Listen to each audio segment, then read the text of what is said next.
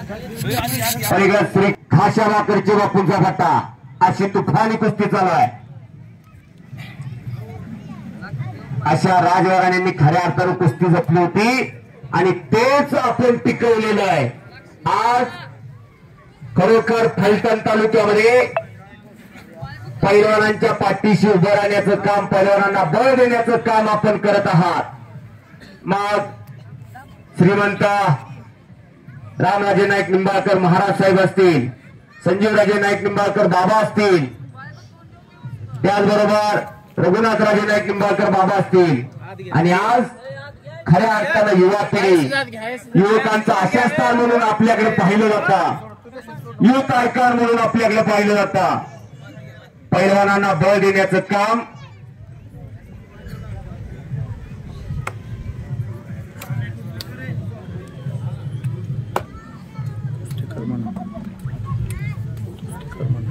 गोविंदेवीच्या माध्यमातून अनेक पैलवानांसाठी या राजे कुटुंबांनी पाठबळ दिलेलं आहे.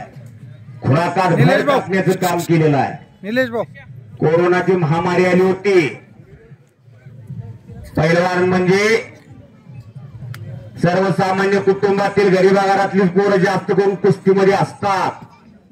लय श्रीमंताची लय मोठ्याची रात्रीच्या तिसरीकडे कुठेतरी असतात बरं का बाळराजी.